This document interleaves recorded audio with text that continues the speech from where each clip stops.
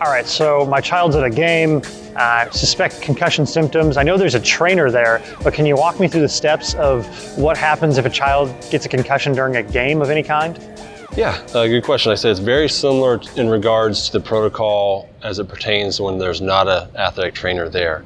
If the athletic trainer sees a kid go down and start exhibiting symptoms of a concussion, like I said, those 22 signs and symptoms that even coaches will have a copy of that. The trainer will immediately let the coach know to remove the kid from participation in competition, and that kid will not be allowed to return to competition or participate in any sport-related activity for 24 hours. From there, of course, the athletic trainer will let the coaches know, let the parents know, work with the parents on getting that student athlete to a concussion specialist, just like whenever there's not an athletic trainer there.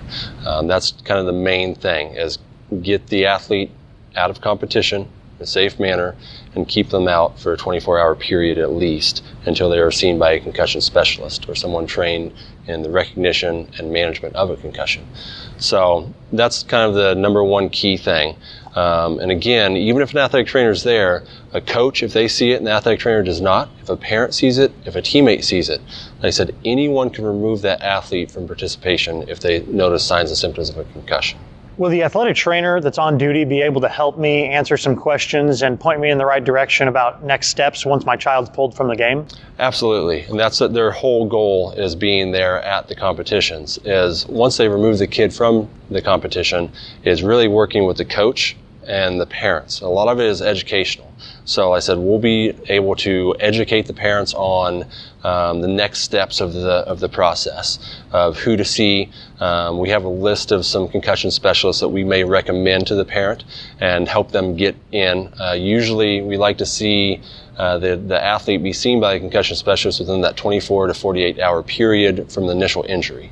So, working with the parents and working with the healthcare providers, the concussion specialists in the area, we're going to try to get those kids in within a 24 to 48 hour period. After that, and the concussion specialist actually clears the athlete to start the return to play. It's kind of a 6-step process that we'll go over later. The athletic trainer will be there every step of the way. Like I said, we can get the parents information on the signs and symptoms to look for on a daily basis. We'll give them kind of tips on management of someone that has just sustained a concussion, and of course signs and symptoms to look for long term.